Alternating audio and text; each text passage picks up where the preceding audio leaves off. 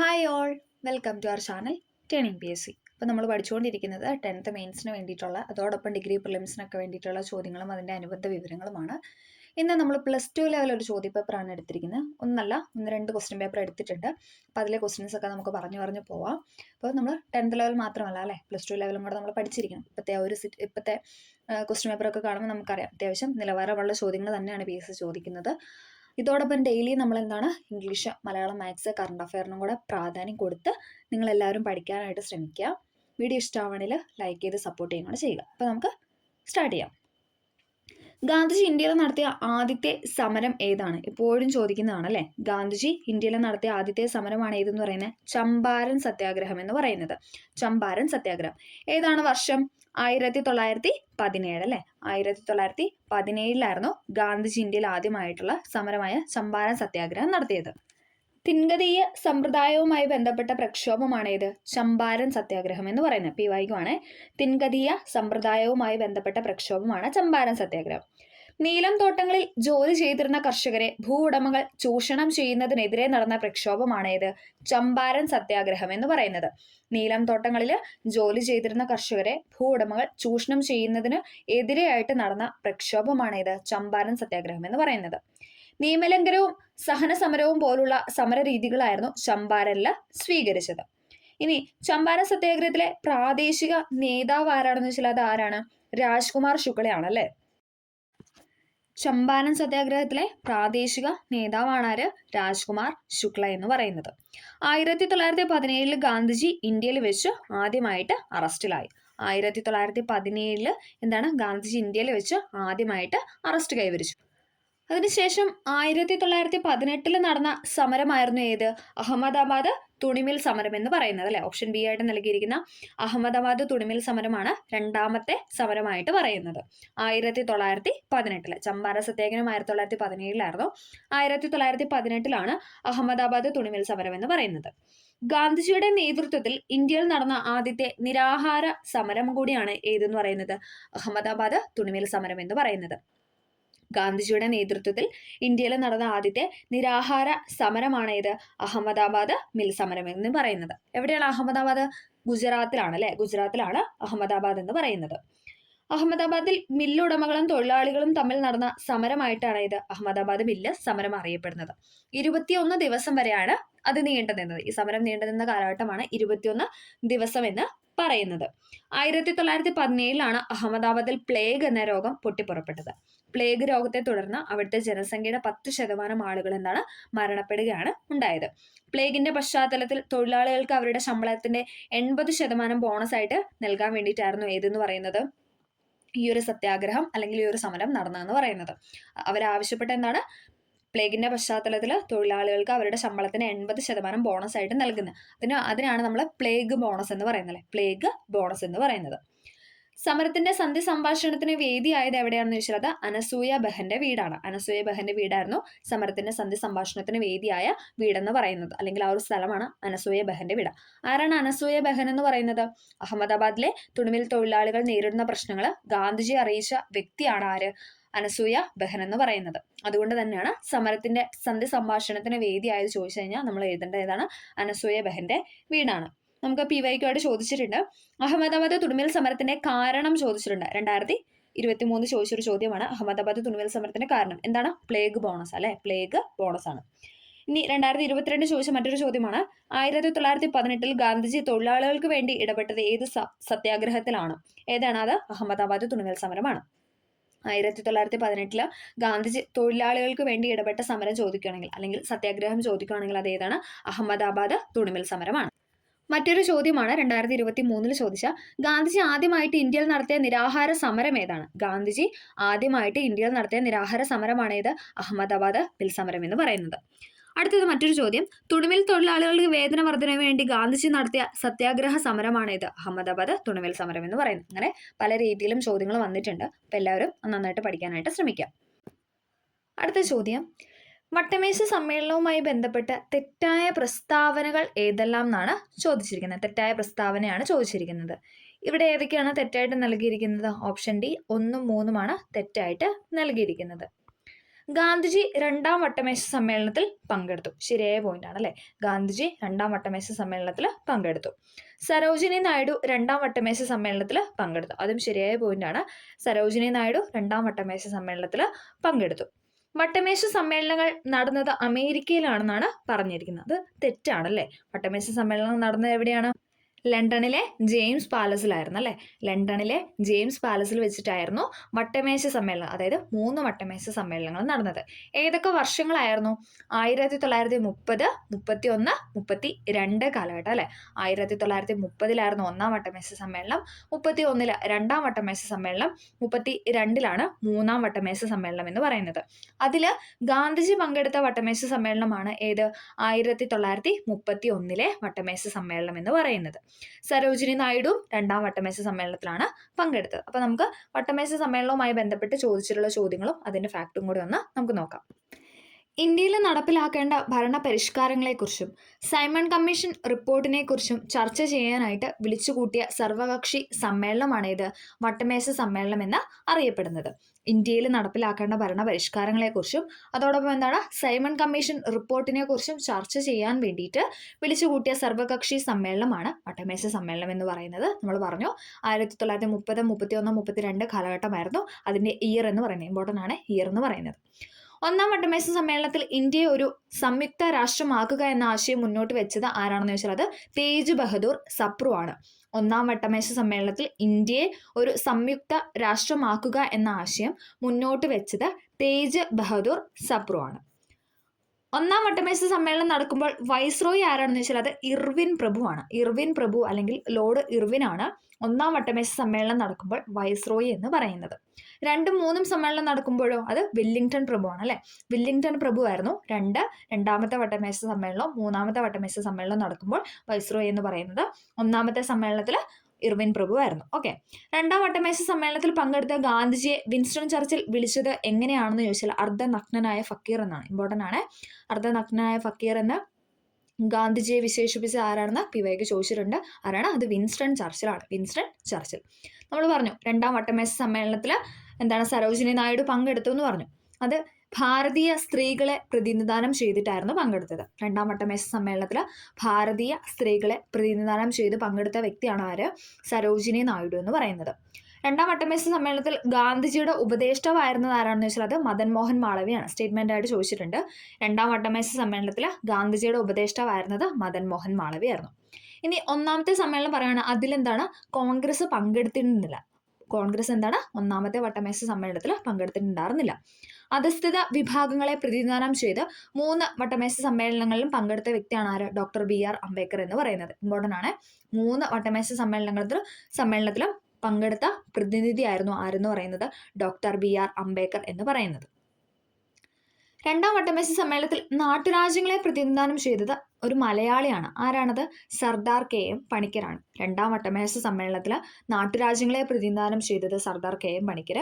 പിന്നെ നമ്മൾ പറഞ്ഞു എന്താണ് ഭാരതീയ സ്ത്രീകളെ പ്രതിനിധാനം ചെയ്തത് സരോജിനി നായിഡു ആയിരുന്നു. സരോജിനി നായിഡു. ഗാന്ധിജി പങ്കെടുത്ത ഏക സമ്മേളനമാണ് ഇത്? രണ്ടാം വട്ടമേശ സമ്മേളനം 1931 എന്ന് പറയുന്നത്. അദ്ദേഹം ഒരു തവണയാണ് പങ്കെടുത്തിട്ടുള്ളൂ. അത് INCയുടെ പ്രതിനിധിയായിട്ടാണ് പങ്കെടുത്തത്. ഇന്റർനാഷണൽ കോൺഗ്രസിന്റെ പ്രതിനിധിയായിട്ട് 1931 ഗാന്ധിജി ഒരേ ഒരു തവണ മാത്രമാണ് എന്തെന്ന് പറയുന്നത് വട്ടമേശ സമ്മേളനത്തിൽ പങ്കെടുത്തിട്ടുണ്ടായിരുന്നുള്ളൂ. മൂന്നാമത്തെ സമ്മേളനത്തിലും എന്ത് തന്നെയാണ് INC പങ്കെടുത്തില്ല. അപ്പം 1ലും 3ലും ഒന്നാം സമ്മേളനത്തിലും 3ാം സമ്മേളനത്തിലും INC പങ്കെടുത്തിരുന്നില്ല. രണ്ടാമത്തെ സമ്മേളനത്തിൽ INCയുടെ പ്രതിനിധിയായിട്ട് പങ്കെടുത്ത ഗാന്ധിജിയാണ്. ഭാരതീയ സ്ത്രീകളെ പ്രതിനിധാനം ചെയ്ത സരോജിനി നായിഡു ആണ്. ഓക്കെ. അപ്പോൾ ഇത്രയും കാര്യങ്ങൾ ഇതിൽ ഇമ്പോർട്ടൻ്റ് ആയിട്ട് ഓർത്ത് വയ്ക്കുക. ഓക്കെ. 1ഉം 2ഉം വട്ടമേശ സമ്മേളനത്തിൽ ഇന്ത്യ ഗവൺമെന്റിന്റെ പ്രതിനിധിയായി പങ്കെടുത്ത വ്യക്തിയാണ് സർ CP രാമസ്വാമി അയ്യർ എന്ന് പറയുന്നത്. 1ഉം 2ഉം വട്ടമേശ സമ്മേളനങ്ങളിൽ ഇന്ത്യ ഗവൺമെന്റിന്റെ പ്രതിനിധിയായിട്ട് പങ്കെടുത്തത് സർ CP രാമസ്വാമി അയ്യറാണ്. 2ഉം 3ഉം വട്ടമേശ സമ്മേളനങ്ങളിൽ പങ്കെടുത്ത ഉറുദു കവിയാണ് മുഹമ്മദ് ഇക്ബാൽ എന്ന് പറയുന്നത്. 2ഉം 3ഉം രണ്ടാമത്തെ സമ്മേളനത്തിലും 3ാമത്തെ സമ്മേളനത്തിലും പങ്കെടുത്ത ഉറുദു കവിയാണ് ആര്? മുഹമ്മദ് ഇക്ബാൽ എന്ന് പറയുന്നത്. അപ്പോൾ അത്യാവശ്യം നമ്മൾ വട്ടമേശ സമ്മേളനവുമായി ബന്ധപ്പെട്ട പോയിന്റ്സ് എല്ലാം പറഞ്ഞിട്ടുണ്ട്. 3ാമത്തെ ക്വസ്റ്റ്യൻ ഡിലീറ്റഡ് ആയിരുന്നു. ദെൻ 4ാമത്തെ ചോദ്യം നമുക്ക് വായിക്കാം.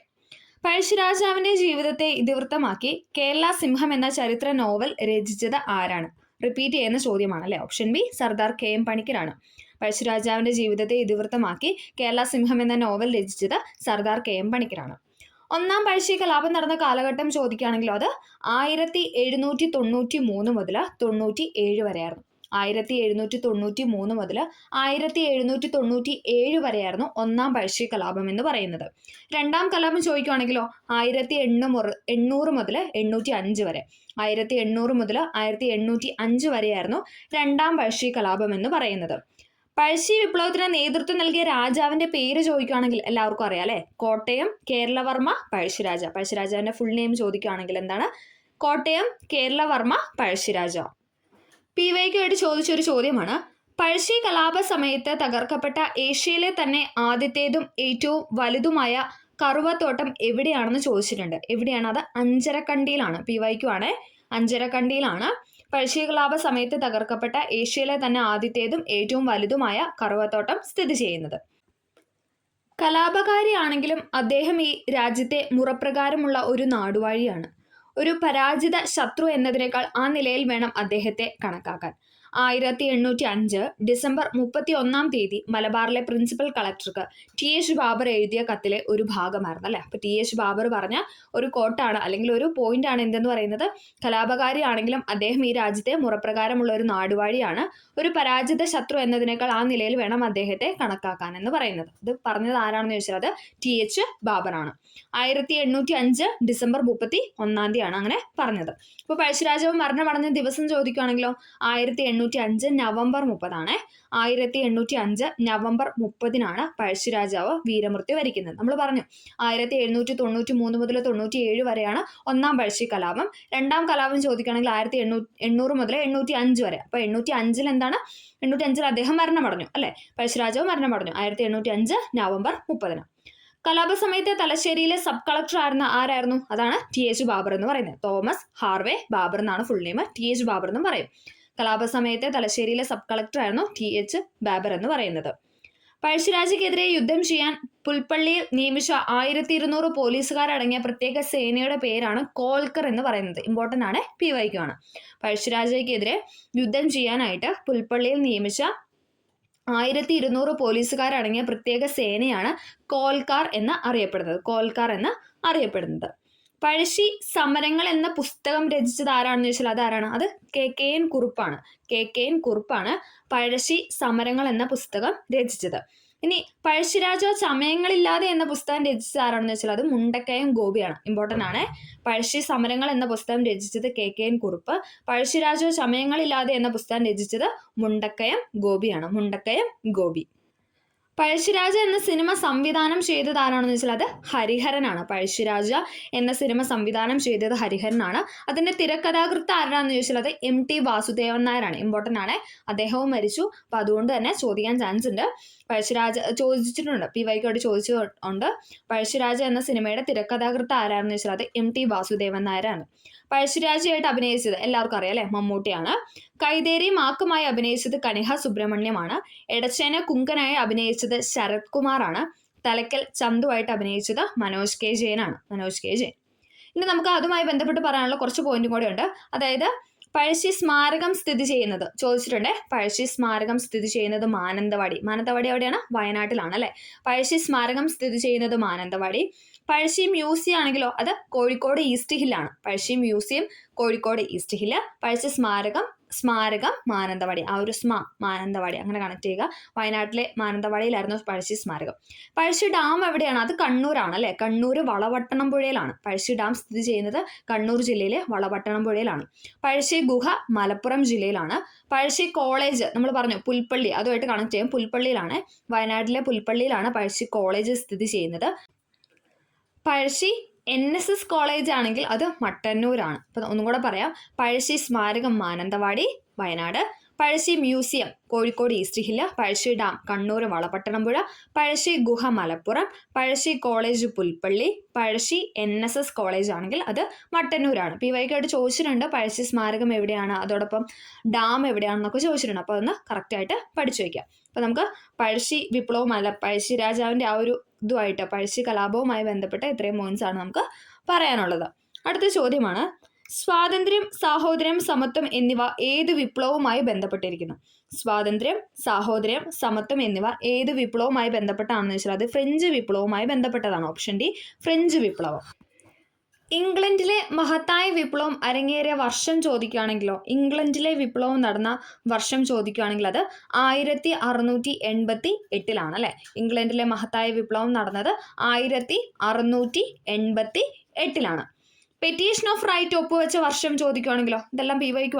പെറ്റീഷൻ ഓഫ് റൈറ്റ് ഒപ്പുവെച്ച വർഷമാണ് ഏതെന്ന് പറയുന്നത് 1628 എന്ന് പറയുന്നത്. നമ്മൾ ഇംഗ്ലണ്ടിലെ മഹത്തായ വിപ്ലവം പറഞ്ഞു 1688. പെറ്റീഷൻ ഓഫ് റൈറ്റ് ഒപ്പുവെച്ച വർഷം ചോദിക്കുകയാണെങ്കിൽ അത് 1628. റംബ് പാർലമെന്റ് ഏത് വിപ്ലവവുമായി ബന്ധപ്പെട്ടതാണ്? റംബ് പാർലമെന്റ് ഏത് വിപ്ലവവുമായി ബന്ധപ്പെട്ടതാണെന്ന് വെച്ചാൽ അത് മഹത്തായ വിപ്ലവവുമായി ബന്ധപ്പെട്ടതാണ്. ഇംഗ്ലണ്ടിലെ മഹത്തായ വിപ്ലവവുമായി ബന്ധപ്പെട്ടതാണ് റംബ് പാർലമെന്റ് എന്ന് പറയുന്നത്. മഹത്തായ വിപ്ലവം എന്ന പദം ആദ്യമായിട്ട് ഉപയോഗിച്ചത് ആരാണെന്ന് വെച്ചാൽ അത് ജോൺ ഹംപ്റ്റൺ ആണ്. ജോൺ ഹംപ്റ്റൺ ആണ് മഹത്തായ വിപ്ലവം എന്ന പദം ആദ്യമായിട്ട് ഉപയോഗിച്ചത്. ജോൺ ഹംപ്റ്റൺ. വ്യവസായിക വിപ്ലവം ആരംഭിച്ച യൂറോപ്യൻ രാജ്യം ഏതാണെന്ന് ചോദിക്കുകയാണെങ്കിലോ, വ്യവസായിക വിപ്ലവം ആരംഭിച്ച യൂറോപ്യൻ രാജ്യം ഏതാണെന്ന് ചോദിച്ചാൽ അത് ബ്രിട്ടൻ ആണ്. വ്യവസായിക വിപ്ലവം ആരംഭിച്ച യൂറോപ്യൻ രാജ്യമാണ് ബ്രിട്ടൻ എന്ന് പറയുന്നത്. ഫ്രഞ്ച് വിപ്ലവവുമായി ബന്ധപ്പെട്ട് PSC PYQ ആയിട്ട് ചോദിച്ച ചോദ്യങ്ങളാണ്.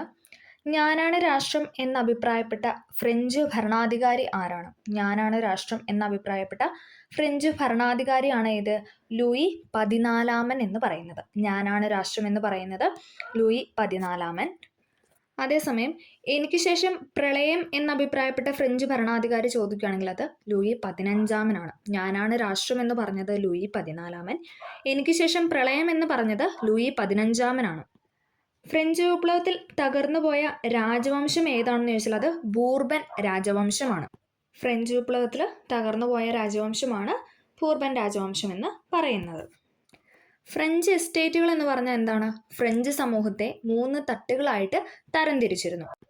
അവയാണ് എസ്റ്റേറ്റുകൾ എന്നാണ് അറിയപ്പെട്ടത്.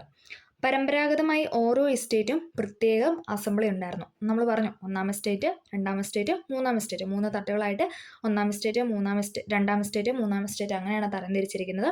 അതിൽ 1ാമത്തെ എസ്റ്റേറ്റിൽ ഉൾപ്പെടുന്നത് പുരോഹിതന്മാരാണ്. 1ാമത്തെ എസ്റ്റേറ്റിൽ പറയുന്നത് പുരോഹിതന്മാരെയും 2ാം എസ്റ്റേറ്റിൽ ഉൾപ്പെടുന്നത് ആരൊക്കെയാണെന്ന് വെച്ചാൽ അത് പ്രഭുക്കന്മാരാണ്. 2ാം എസ്റ്റേറ്റിലെ പ്രഭുക്കന്മാർ, 1ാം എസ്റ്റേറ്റിലെ പുരോഹിതന്മാർ. ഇനി 3ാമത്തെ എസ്റ്റേറ്റിലാണ് കർഷകർ, ഇടത്തരം കച്ചവടക്കാർ എന്നിവർ ഉൾപ്പെടുന്നത്. 1ാമത്തെ എസ്റ്റേറ്റിലെ പുരോഹിതന്മാർ, 2ാം എസ്റ്റേറ്റിലെ പ്രഭുക്കന്മാർ, 3ാമത്തെ എസ്റ്റേറ്റിലാണ് കർഷകർ, ഇടത്തരം കച്ചവടക്കാർ ഉൾപ്പെടുന്നത്. 3ാമത്തെ എസ്റ്റേറ്റ് ആയ കർഷകരെ, ഇടത്തരം കച്ചവടക്കാർ അവരെയൊക്കെ പറയുന്നത് എന്താണെന്ന് വെച്ചാൽ കോമൺസ് എന്നാണ്. കോമൺ ആയിട്ടുള്ളവരെ അങ്ങനെ കണക്ട് ചെയ്യുക. കോമൺസ് എന്നാണ് 3ാമത്തെ എസ്റ്റേറ്റിലുള്ളവരെ പറയുന്നത്. അതിൽ എഴുത്തുകാരുണ്ട്, ഉദ്യോഗസ്ഥന്മാരുണ്ട്, അധ്യാപകർ, ബാങ്കർമാർ, കൈത്തൊഴിലാളികൾ എന്നിവരെല്ലാവരും കൂടെ ഉൾപ്പെടുന്നതാണ് 3ാമത്തെ എസ്റ്റേറ്റ് എന്ന് പറയുന്നത്. അതിൽ നമ്മൾ കോമൺ ആയിട്ട് പറയുന്നത് കോമൺസ് എന്നാണ്. അപ്പം അങ്ങനെ കണക്ട് ചെയ്യുക. കോമൺസ് എന്നാണ് 3ാമത്തെ എസ്റ്റേറ്റുകാർ അറിയപ്പെടുന്നത്. 3ാമത്തെ എസ്റ്റേറ്റിലുള്ള സമൂഹത്തിന് എന്തായിരുന്നു? ഒരു അവകാശവും ആ സമയത്ത് ലഭിച്ചിട്ടുണ്ടായിരുന്നില്ല അല്ലേ. ഒരു അവകാശവും അവർക്ക് കിട്ടിയിട്ടുണ്ടായിരുന്നില്ല. ഫ്രഞ്ച് സമൂഹത്തെ പോലെ ഫ്രഞ്ച് സഭയായ സ്റ്റേറ്റ് ജനറലും 3 എസ്റ്റേറ്റ് ഉണ്ടായിരുന്നു. അതായത് ഫ്രഞ്ച് സമൂഹത്തെയാണ് 3 എസ്റ്റേറ്റായിട്ട് നമ്മളിപ്പോൾ തരംതിരിച്ചത്. അതേപോലെ തന്നെ ഫ്രഞ്ച് സഭയായ സ്റ്റേറ്റ് ജനറലും എന്താണ്? 3 എസ്റ്റേറ്റുകൾ ഉണ്ടായിരുന്നു. 1ാമത്തെ എസ്റ്റേറ്റിലെ പുരോഹിതർ കർഷകരിൽ നിന്നും പിരിച്ച നികുതി അറിയപ്പെടുന്നതാണ് തിതേ എന്ന് പറയുന്നത്. സ്റ്റേറ്റ്മെൻ്റ് ആയിട്ട് ചോദിച്ചിട്ടുണ്ട്. 1ാമത്തെ എസ്റ്റേറ്റിലെ പുരോഹിതന്മാരെ അല്ലെങ്കിൽ പുരോഹിതരെ കർഷകരിൽ നിന്ന് പിരിച്ചെടുക്കുന്ന നികുതിനെയാണ് തിഥേ എന്ന് അറിയപ്പെടുന്നത്. മനുഷ്യൻ സ്വതന്ത്രമായി ജനിക്കുന്നു, എന്നാൽ എല്ലായിടത്തും അവൻ ചെങ്ങലക്കെട്ടിലാണ് എന്ന വാക്കുകൾ ആരുടേതാണെന്ന് വെച്ചാൽ അത് ആരുടേതാണ്? റൂസോ പറഞ്ഞ വാക്കുകളാണ്. ഇമ്പോർട്ടൻ്റ് ആണ്, PYQ ആണ്.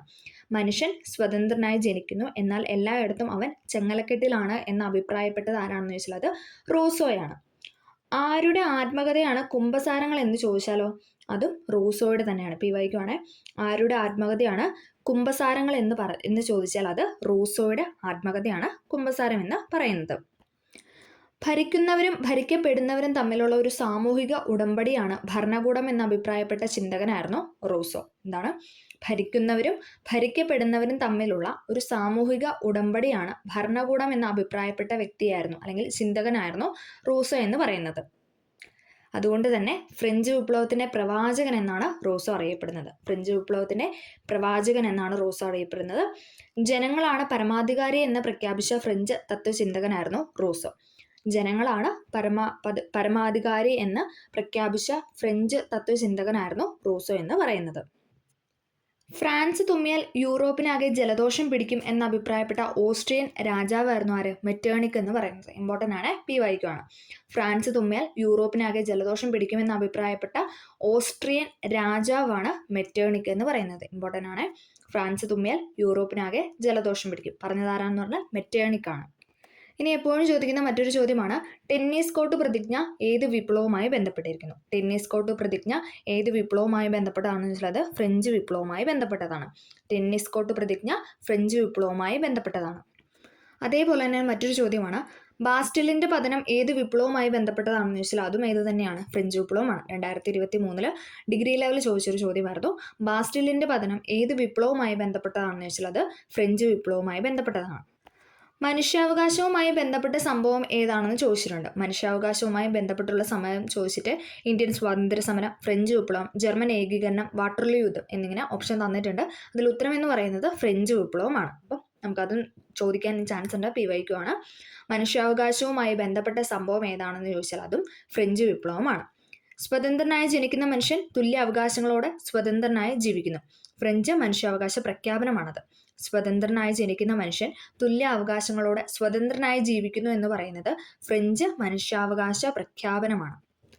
മറ്റൊരു ചോദ്യമാണ്, ഫ്രഞ്ച് ക്ലബ്ബായ ജാക്കോബിനിൽ അംഗമായ മൈസൂർ ഭരണാധികാരി ആരാണ്? PYQ ആണ്. ആരാണ്? ടിപ്പു സുൽത്താൻ ആണ് അല്ലേ. ഫ്രഞ്ച് ക്ലബ്ബായ ജാക്കോബിൻ ക്ലബ്ബിൽ അംഗമായ മൈസൂർ ഭരണാധികാരിയാണ് ടിപ്പു സുൽത്താൻ എന്ന് പറയുന്നത്. ഫ്രഞ്ച് വിപ്ലവത്തിൻ്റെ ഓർമ്മയ്ക്കായിട്ട് തലസ്ഥാന നഗരത്തിൽ സ്വാതന്ത്ര്യത്തിൻ്റെ മരം, ട്രീ ഓഫ് ലിബർട്ടി നടുകയും ഫ്രഞ്ച് ക്ലബ്ബായ ജാക്കോബിൽ അംഗമാവുകയും ചെയ്ത ഇന്ത്യൻ ഭരണാധികാരിയാണ് ആര്? നമ്മുടെ ടിപ്പു സുൽത്താൻ എന്ന് പറയുന്നത്. PYQ ആണ്.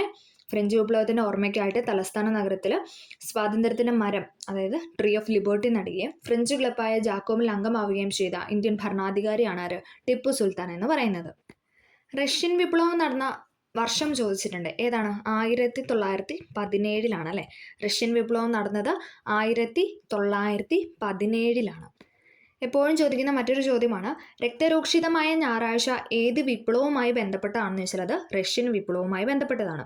രക്തരൂക്ഷിതമായ ഞായറാഴ്ച ഏത് വിപ്ലവവുമായി ബന്ധപ്പെട്ടതാണെന്ന് ചോദിച്ചാൽ അത് റഷ്യൻ വിപ്ലവമാണ്. റഷ്യൻ വിപ്ലവത്തിൻ്റെ മുന്നൊരുക്കം എന്ന് ലെനിൻ വിശേഷിപ്പിച്ചത് 1905 വിപ്ലവത്തെയായിരുന്നു. റഷ്യൻ വിപ്ലവത്തിൻ്റെ മുന്നൊരുക്കം എന്ന് ലെനിൻ വിശേഷിപ്പിച്ചത് എന്തിനാണെന്ന് വെച്ചാൽ അത് 1905 വിപ്ലവത്തിനെയാണ്. 1905 വിപ്ലവം. സോഷ്യലിസം എന്ന ആശയം വ്യാപിക്കാൻ കാരണമായ വിപ്ലവം ചോദിച്ചാലോ? സോഷ്യലിസം എന്ന ആശയം വ്യാപിക്കാൻ കാരണമായ വിപ്ലവം കൂടിയാണ് ഇത് റഷ്യൻ വിപ്ലവം എന്ന് പറയുന്നത്.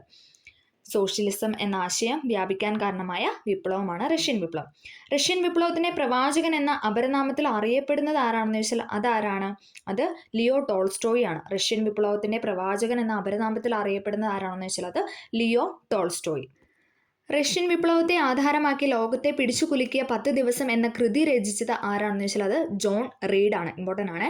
റഷ്യൻ വിപ്ലവത്തെ ആധാരമാക്കി ലോകത്തെ പിടിച്ചുകുലുക്കിയ 10 ദിവസം എന്ന കൃതി, ലോകത്തെ പിടിച്ചുകുലുക്കിയ 10 ദിവസം എന്ന കൃതി രചിച്ചത് ആരാണെന്ന് വെച്ചാൽ അത് ജോൺ റീഡ് ആണ്. John read. അടുത്തത് നമ്മൾ പറയുന്നത് ചൈനീസ് വിപ്ലവവുമായി ബന്ധപ്പെട്ട് പ്രീവിയസ് ഇയറിൽ ചോദിച്ച ചോദ്യങ്ങളാണ്. കറുപ്പ് വ്യാപാരം ഏത് വിപ്ലവവുമായി ബന്ധപ്പെട്ടാണെന്ന് ചോദിച്ചിട്ടുണ്ട്. ഇപ്പോഴും ചോദിക്കുന്നതാണ് കറുപ്പ് വ്യാപാരം. ഏതാണ് അത്? ചൈന അല്ലെ. ചൈനീസ് വിപ്ലവവുമായി ബന്ധപ്പെട്ടതാണ് കറുപ്പ് വ്യാപാരം എന്ന് പറയുന്നത്. ചൈനീസ് പീപ്പിൾസ് റിപ്പബ്ലിക്കിന്റെ ആദ്യത്തെ പ്രസിഡന്റ് ആണ് ആര്? മാവോ സേതുങ് എന്ന് പറയുന്നത്. ചൈനീസ് പീപ്പിൾസ് റിപ്പബ്ലിക്കിന്റെ ആദ്യത്തെ പ്രസിഡന്റ് ആണ് മാവോ സേതുങ്. ഇനി അതേസമയം ചൈനീസ് റിപ്പബ്ലിക്കിന്റെ ആദ്യത്തെ പ്രസിഡന്റ് ചോദിക്കുകയാണെങ്കിൽ അത് സന്യാത് സെൻ ആണ്. നമ്മൾ പറഞ്ഞു ചൈനീസ് പീപ്പിൾസ് റിപ്പബ്ലിക്കിൻ്റെ ആദ്യത്തെ പ്രസിഡന്റ് മാവോ സേതുങ്ങും ചൈനീസ് റിപ്പബ്ലിക്കിൻ്റെ ആദ്യത്തെ പ്രസിഡന്റ് ആരാണെന്ന് ചോദിച്ചാൽ അത് സന്യാത് സെൻ. മാറിപ്പോകാതെ പഠിക്കണേ. ചൈനീസ് പീപ്പിൾസ് റിപ്പബ്ലിക് മൂന്ന് വാക്ക്, മാവോ സേ തുങ്, അങ്ങനെ ഓർത്ത് വയ്ക്കുക. ചൈനീസ് പീപ്പിൾസ് റിപ്പബ്ലിക്, അപ്പം മാവോ സേ തുങ്. ഇനി ചൈനീസ് റിപ്പബ്ലിക്കാണ് 2 വാക്കുകളുള്ളൂ, സന്യാത് സെൻ. അപ്പോൾ പേരിൻ്റെ ആ ഒരു വാക്കുകൾ വെച്ചിട്ട് കണക്ട് ചെയ്യുക. മാവോ സേതുങ് എന്ന് പറയുന്നത് ചൈനീസ് പീപ്പിൾസ് റിപ്പബ്ലിക്കിൻ്റെ ആദ്യത്തെ പ്രസിഡന്റും ചൈനീസ് റിപ്പബ്ലിക്കിൻ്റെ ആദ്യത്തെ പ്രസിഡന്റാണ് ചോദിക്കുന്നതെങ്കിൽ അത് സന്യാത് സെൻ ആണ്. സന്യാത് സെൻ. ചൈനീസ് വിപ്ലവത്തിൻ്റെ വർഷം ചോദിക്കുകയാണെങ്കിൽ അത് 1911 അല്ലേ. 1911 ചൈനീസ് വിപ്ലവം നടന്നത്. ഇനി ചൈന ജനകീയ റിപ്പബ്ലിക്കായ വർഷം എന്ന് ചോദിച്ചിട്ടുണ്ട്. PYQ ആണ്. ചൈന ജനകീയ റിപ്പബ്ലിക്കായിട്ട് മാറിയ വർഷം ചോദിക്കുകയാണെങ്കിൽ അത് 1949 നമ്മൾ പറഞ്ഞു. ചൈനീസ് വിപ്ലവമാണെങ്കിൽ 1911. അപ്പോൾ ഓപ്ഷനിൽ അതും ഉണ്ടാവും, സൂക്ഷിച്ച് എഴുതണം. ചൈന ജനകീയ റിപ്പബ്ലിക്കായിട്ട് മാറിയ വർഷം ചോദിക്കുകയാണെങ്കിൽ അത് 1949. 1949. അപ്പോൾ ഈ ഒരു ചോദ്യവുമായി ബന്ധപ്പെട്ട് നമുക്ക് ഇത്രയും പോയിന്റ്സാണ് പറയാനുള്ളത്. അതിൻ്റെ ഡേറ്റ് ഒക്കെ എല്ലാവരും നന്നായിട്ട് ഓർത്ത് വെക്കാനായിട്ട് ശ്രമിക്കുക. ഡേറ്റ് കൂടുതൽ ചോദിക്കാറുണ്ട്, ചേരുമ്പടിയൊക്കെ ആയിട്ടും ചോദിക്കാറുണ്ട്. അടുത്ത ചോദ്യം, ലോകത്തിലെ ആദ്യത്തെ താളിയോല മ്യൂസിയം ഇന്ത്യയിലെ ഏത് സംസ്ഥാനത്താണ് സ്ഥിതി ചെയ്യുന്നത്? ലോകത്തിലെ ആദ്യത്തെ താളിയോല മ്യൂസിയം ഇന്ത്യയിലെ ഏത് സംസ്ഥാനത്താണ് സ്ഥിതി ചെയ്യുന്നതെന്ന് ചോദിച്ചാൽ ഏതാണ്? ഓപ്ഷൻ ബി കേരളമാണ് അല്ലേ. കേരളത്തിലാണ് ലോകത്തിലെ ആദ്യത്തെ താളിയോല മ്യൂസിയം സ്ഥിതി ചെയ്യുന്നത്. അടുത്ത ചോദ്യം, ആൻഡമാൻ നിക്കോബാർ ദ്വീപുകൾ, സുന്ദർബൻസ്, മഹാനദി, കൃഷ്ണ, ഗോദാവരി എന്നീ നദികളുടെ പ്രദേശങ്ങൾ ഡാഷ് വനങ്ങൾക്ക് പ്രസിദ്ധമാണെന്നാണ് ചോദിച്ചിരിക്കുന്നത്. ഏതാണ്? ഓപ്ഷൻ ബി കണ്ടൽ വനങ്ങളാണ് അല്ലേ. കണ്ടൽ വനങ്ങൾക്ക് പ്രസിദ്ധമാണ്. ആൻഡമാൻ നിക്കോബാർ ദ്വീപ്, സുന്ദർബൻസ്, മഹാനദി, കൃഷ്ണ, ഗോദാവരി എന്നീ നദികളുടെ പ്രദേശങ്ങൾ കണ്ടൽ വനങ്ങൾക്ക് പ്രസിദ്ധമാണ്. കണ്ടൽക്കാടുകൾ ഏറ്റവും കൂടുതലുള്ള ഇന്ത്യൻ സംസ്ഥാനം ചോദിക്കുകയാണെങ്കിലോ അത് പശ്ചിമ ബംഗാളാണ് അല്ലേ. വെസ്റ്റ് ബംഗാളാണ് കണ്ടൽക്കാടുകൾ ഏറ്റവും കൂടുതലുള്ള ഇന്ത്യൻ സ്റ്റേറ്റ് എന്ന് പറയുന്നത്.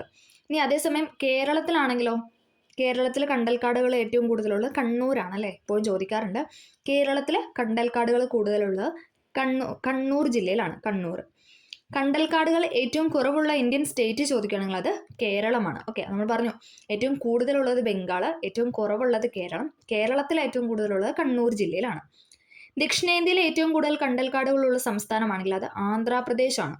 ദക്ഷിണേന്ത്യയിൽ ഏറ്റവും കൂടുതൽ കണ്ടൽക്കാടുകളുള്ള സംസ്ഥാനം ചോദിക്കുകയാണെങ്കിൽ അത് ആന്ധ്രാപ്രദേശാണ്. കണ്ടൽക്കാടുകൾ ഏറ്റവും കൂടുതലുള്ള കേന്ദ്രഭരണ പ്രദേശമാണ് ഇത് ആൻഡമാൻ നിക്കോബാർ ദ്വീപ് എന്ന് പറയുന്നത്. നമ്മുടെ ചോദ്യത്തിലുണ്ട് എന്താണ്? കണ്ടൽക്കാടുകൾ ഏറ്റവും കൂടുതലുള്ള കേന്ദ്രഭരണ പ്രദേശമാണ് ആൻഡമാൻ നിക്കോബാർ എന്ന് പറയുന്നത്. കണ്ടൽക്കാടുകൾ ഏറ്റവും കുറവുള്ള കേന്ദ്രഭരണ പ്രദേശം ചോദിക്കുകയാണെങ്കിൽ അത് പുതുച്ചേരിയാണ്. പുതുച്ചേരി. അപ്പം നമ്മൾ 2 സെറ്റ് പോയിന്റ്സ് പറഞ്ഞല്ലേ. കണ്ടൽക്കാടുകൾ ഏറ്റവും കൂടുതലുള്ള ഇന്ത്യൻ സ്റ്റേറ്റ് ആണ് പശ്ചിമ ബംഗാൾ, ഏറ്റവും കുറവ് കേരളം. കണ്ടൽക്കാടുകൾ ഏറ്റവും കൂടുതലുള്ള കേന്ദ്രഭരണ പ്രദേശമാണെങ്കിൽ ആൻഡമാൻ നിക്കോബാർ, കുറവ് ചോദിക്കുകയാണെങ്കിൽ അത് പുതുച്ചേരിയാണ്. ദക്ഷിണേന്ത്യയിൽ ഏറ്റവും കൂടുതൽ കണ്ടൽക്കാടുകൾ ഉള്ളത് ആന്ധ്രാപ്രദേശിലാണ്. ആന്ധ്രാപ്രദേശ്. ഇത്രയും പോയിന്റ്സ് ഒന്ന് ഓർത്തു വയ്ക്കുക. അടുത്ത ചോദ്യം, താഴെ കൊടുത്തിരിക്കുന്ന സംസ്ഥാനങ്ങളിൽ ഏറ്റവും കൂടുതൽ നാഗരിക ജനസംഖ്യയുള്ള സ്റ്റേറ്റ് ഏതാണെന്നാണ് ചോദിച്ചിരിക്കുന്നത്. ഏതാണ്? ഓപ്ഷൻ ഡി മഹാരാഷ്ട്രയാണ്. താഴെ കൊടുത്തിരിക്കുന്ന സംസ്ഥാനങ്ങളിൽ ഏറ്റവും കൂടുതൽ നാഗരിക ജനസംഖ്യയുള്ള സ്റ്റേറ്റ് എന്ന് പറയുന്നത് അത് മഹാരാഷ്ട്രയാണ്. അടുത്ത ചോദ്യം, തെളിഞ്ഞ ആകാശമുള്ള രാത്രികളിൽ മേഘാവൃതമായ രാത്രികളേക്കാൾ കൂടുതൽ തണുപ്പ് തോന്നാൻ കാരണം എന്താണ്? കാരണം എന്ന് പറയുന്നത് ഓപ്ഷൻ ബി ഭൗമതാപ വികിരണമാണ്. തെളിഞ്ഞ ആകാശമുള്ള രാത്രികളിൽ മേഘാവൃതമായ രാത്രികളേക്കാൾ കൂടുതൽ തണുപ്പ് തോന്നാനുള്ള കാരണം എന്ന് പറയുന്നത് ഭൗമതാപ വികിരണമാണ്. സൂര്യതാപം ഭൂമിയിലെത്തുന്ന രീതിയായിട്ട് ചോദിച്ചാൽ ഏതാണ്? അത് വികിരണമാണ് അല്ലേ. ഇമ്പോർട്ടൻ്റ് ആണ്. സൂര്യതാപം ഭൂമിയിലെത്തുന്ന രീതി ചോദിക്കുകയാണെങ്കിൽ അത് വികിരണമാണ്. ആകാശത്തിൽ ഉയർന്നു നിൽക്കുന്ന ചാരനിറത്തിലുള്ള കൂനകൾ പോലുള്ള മേഘങ്ങൾ ഏത് പേരിലാണ് അറിയപ്പെടുന്നതെന്ന് ചോദിച്ചാൽ അത് നിംബസ് മേഘങ്ങളാണ്. ആകാശത്തിൽ ഉയർന്നു നിൽക്കുന്ന ചാരനിറത്തിലുള്ള കൂനകൾ പോലുള്ള മേഘങ്ങൾ ഏത് പേരിലാണ് അറിയപ്പെടുന്നത്? PYQ ആണ്. അങ്ങനെ ചോദിച്ചാൽ അത് നിംബസ് മേഘങ്ങളാണ്. നിംബസ് മേഘങ്ങൾ. സൂര്യപ്രകാശത്തെ പ്രതിഫലിപ്പിച്ച് കറുപ്പ് അഥവാ ഇരുണ്ട ചാരനിറത്തിൽ കൂനകൾ പോലെ കാണപ്പെടുന്ന മേഘങ്ങളെയാണ് നിംബസ് മേഘങ്ങൾ എന്ന് പറയുന്നത്. സാധാരണ ഭൂമിയുടെ ഉപരിതലത്തോട് വളരെ അടുത്തായിട്ടായിരിക്കും നിംബസ് മഴമേഘങ്ങൾ കാണുന്നത്. സൂര്യപ്രകാശത്തെ പ്രതിഫലിപ്പിച്ച് കറുപ്പ് അഥവാ ഇരുണ്ട, നമുക്കറിയാം ഒരു ആഷ് കളർ അല്ലേ, ചാരനിറത്തിൽ കൂനകൾ പോലെ കാണപ്പെടുന്ന മേഘങ്ങളെയാണ് നിംബസ് മേഘങ്ങൾ എന്ന് പറയുന്നത്. സാധാരണ എന്താണ്? ഭൂമിയുടെ ഉപരിതലത്തോട് ചേർന്നിട്ടായിരിക്കും നിംബസ് മേഘങ്ങൾ കാണപ്പെടുന്നത്. മഴമേഘങ്ങൾ എന്നറിയപ്പെടുന്ന മേഘമാണ് ഏത്? നിംബസ് എന്ന് പറയുന്നത്. മഴമേഘങ്ങൾ എന്നറിയപ്പെടുന്ന മേഘങ്ങളാണ് നിംബസ് മേഘങ്ങൾ എന്ന് പറയുന്നത്. ഇനി അതേസമയം ആകാശത്തിൻ്റെ സിംഹഭാഗവും ഉൾക്കൊള്ളുന്ന അടുക്കുകളായിട്ട് കാണപ്പെടുന്ന മേഘങ്ങളാണെങ്കിൽ അത് സ്ട്രാറ്റസ് ആണ്. ആകാശത്തിൻ്റെ സിംഹഭാഗവും ഉൾക്കൊള്ളുന്ന അടുക്കുകളായിട്ട് കാണപ്പെടുന്ന മേഘങ്ങൾ ചോദിക്കുകയാണെങ്കിൽ അത് സ്ട്രാറ്റസ് ആണ്. താഴ്ന്ന വിതാനങ്ങളിൽ കനത്ത പാളികളായിട്ടാണ് സ്ട്രാറ്റസ് കാണപ്പെടുന്നത്. താഴ്ന്ന വിതാനങ്ങളിൽ കനത്ത പാളികളായിട്ടാണ് സ്ട്രാറ്റസ് കാണപ്പെടുന്നത്. കാഴ്ചയിൽ പഞ്ഞിക്കെട്ട് പോലെ കാണപ്പെടുന്ന മേഘങ്ങളാണ് ക്യുമുലസ് മേഘങ്ങൾ എന്ന് പറയുന്നത്. കാഴ്ചയിൽ എന്താണ്? പഞ്ഞിക്കെട്ട് പോലെ കാണപ്പെടുന്ന മേഘങ്ങളെയാണ് ക്യുമുലസ് മേഘങ്ങൾ എന്ന് പറയുന്നത്. പഞ്ഞിക്കെട്ട് പോലെ ആയിരിക്കും ആ മേഘം ഇരിക്കുന്നത്. അപ്പോൾ അത് നമ്മൾ എന്താണ് അതിനെ വിളിക്കുന്നത്? അതിനെ ക്യുമുലസ് മേഘങ്ങൾ എന്നാണ് വിളിക്കുന്നത്. തൂവലുകൾക്ക് സമാനമായിട്ട് കാണപ്പെടുന്ന മേഘങ്ങളാണ് സിറസ് മേഘങ്ങൾ എന്ന് പറയുന്നത്.